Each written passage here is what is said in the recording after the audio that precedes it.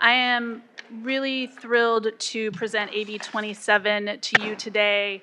As many of you may know, we have a burning landfill in our district that has been burning since before I was elected, and now is 40 acres of trash that is burning about 30 feet down in the Chiquita Canyon landfill.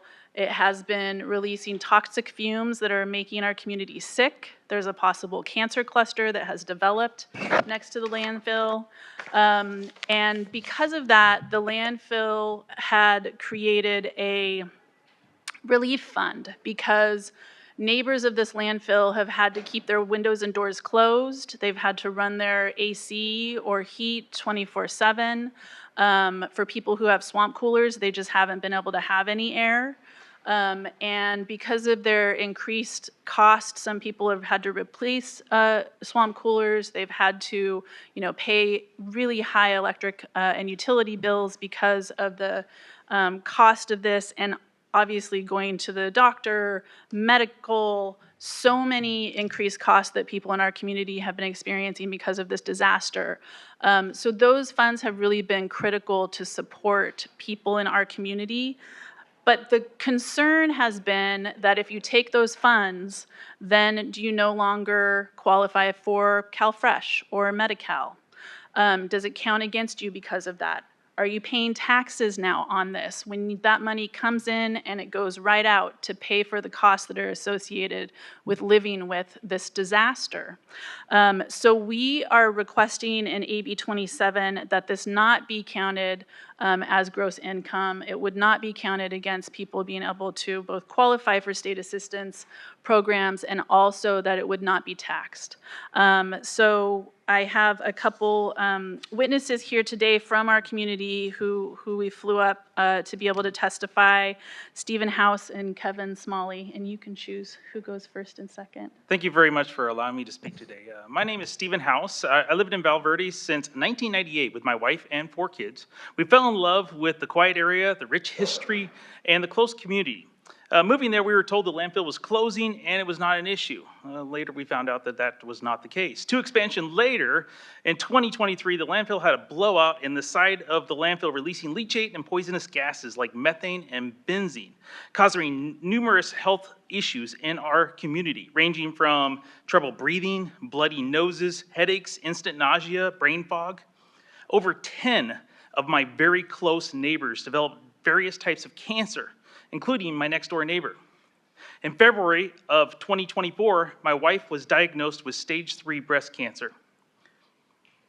In July, my 19-year-old daughter was diagnosed with a rare autoimmune disease exacerbated by landfill toxins and gas, where she has to take allergy medications daily, always carry an EpiPen and an inhaler in case the toxins cause an episode.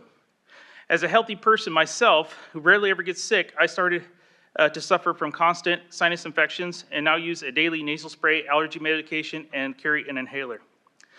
The Chiquita Canyon landfill set up a community relief fund for nearby residents to use for relocation, home hardening, increased electrical bills, etc.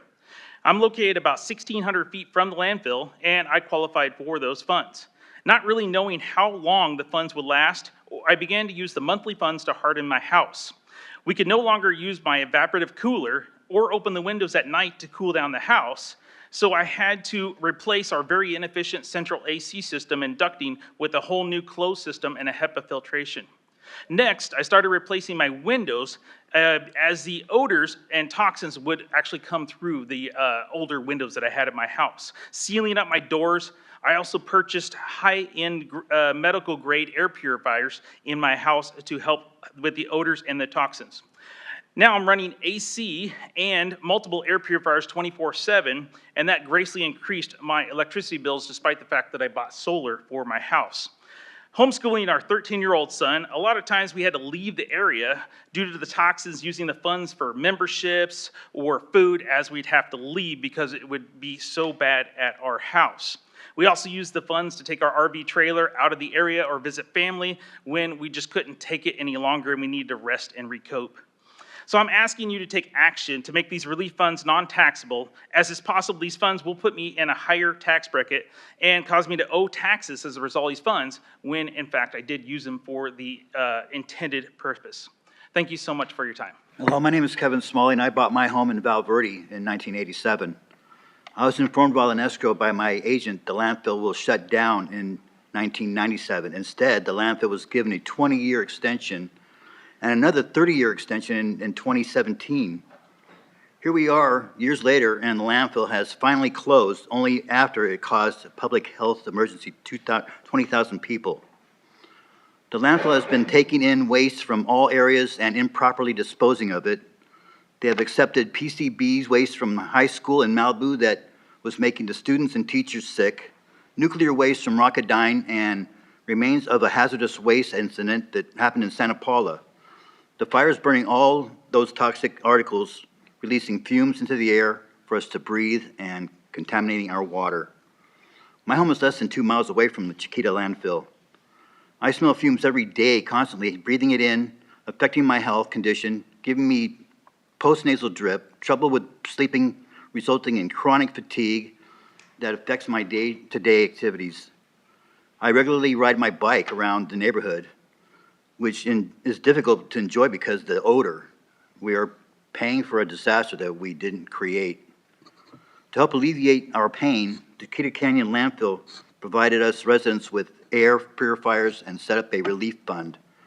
I was able to receive some funds to purchase better filters and pay my utilities, and it helped, but the issue is still there and still continue to be. On top of that, public benefits lapsed. I didn't reapply because I was afraid the relief dollars I received would mean I would no longer qualify, but that support I really do need. The community and I are tired of living in these conditions.